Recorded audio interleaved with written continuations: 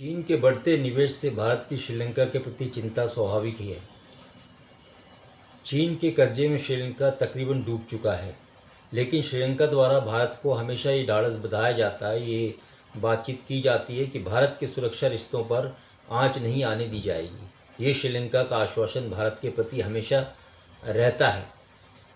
और जबकि चीन की जो कार्रवाई है उसमें वो इंडो पैसिफिक एरिया में एक्सपांशन कर रहा है और बेल्ट एंड रोड जो इनिशिएटिव उसने लिया है उसके अंदर श्रीलंका को भी शामिल किया है। परेशानी यह है कि श्रीलंका के कर्ज ना चुका पाने की वजह से हम्बनटोटा बंदरगाह को चीनी कंपनी को उसने 99 साल की लीज पर दे दिया था 2017 में। अब श्रीलंका उसको वापस चाहता है। क्यों? कि चीन ने उस बंदरगाह का मिलिट्री इस्तेमाल करने की कोशिश की थी और श्रीलंका से बात की थी, लेकिन श्रीलंका ने भारत के दबाव के अंतर्गत उसको चीन को मना कर दिया था कि उस बंदरगाह का इस्तेमाल मिलिट्री पर्पज़ के लिए नहीं होगा। लेकिन चूंकि चीन के ऊपर तुरंत कर्जा चीन जो है श्रीलंका को कर्जे के चक्र में दबाता जा रहा है, कई कंपनियों से वो कर्ज उसको सस्ती दरों पे दिलाता जा रहा है। इस तरह से ये भी डर होता रहा कि चीन कहीं श्रीलंका के ऊपर पूरा कब्जा ना कर ले, क्योंकि वो कर्ज ना दे पाने की स्थिति में श्रीलंका को अपनी एक कॉलोनी बना ले या अपना एक हिस्सा बना ले। लेकिन भारत की सैन्य मजबूती की वजह से और भारत का जो बातचीत है श्रीलंका के साथ, हिम्मत के साथ श्रीलंका खड़ा हुआ है और उसने चीन को इस बात के लिए मना किया है कि कोई भी मिलिट्री इस्तेमाल चीन श्रीलंका के बंदरगाहों का और ज़मीन का नहीं करेगा। मैं आपकी जानकारी के लिए बता दूं, अब तक 55 अरब डॉलर का कर्जा श्रीलंका के ऊपर हो चुका है, जो कि दुनिया के विभिन्न देशों का है। तो इस तरह से जो है उसकी एक बैंक्रप्सी श्रीलंका की इसमें दिखाई देती है। अभी भारत के फॉरेन सेक्रेटरी वहाँ से दौरा करके 2 हफ्ते पहले ही आए हैं।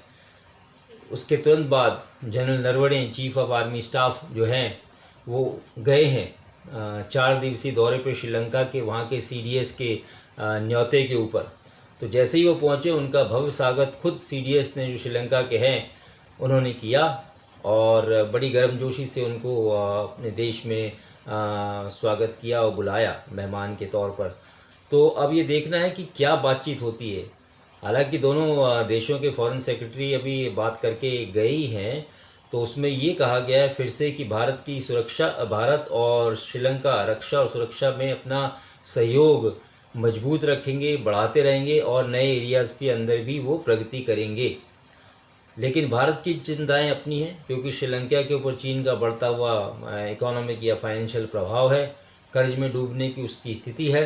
इसलिए जो जनरल नरवणे की विज़िट है उसमें ये जाहिर होगा कि दोनों देश रक्षा और सुरक्षा के क्षेत्र में जो आजकल के हालात हैं या जो प्रोजेक्ट चल रहे हैं या जो ट्रेनिंग चल रही है, जो आपसी एक्सचेंज प्रोग्राम है, उसमें कितनी तरक्की करेंगे, बातचीत करके उसमें और कितना आगे उसको बढ़ाएंगे और कौन से नए जो एरियाज़ हैं दोनों देशों के रक्षा और सुरक्षा क्षेत्र में उनके ऊपर वो प्रगति करेंगे या आगे के लिए उसके ऊपर प्रस्तावना करेंगे।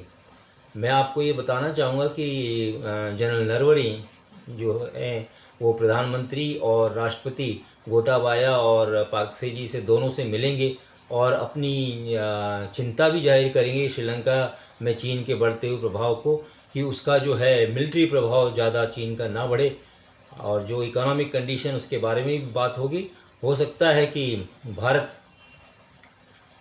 चीन की आर्थिक मदद भी करे और चीन के बढ़ते हुए दखल को जो है काउंटर करने की या रोकने की कोशिश करें।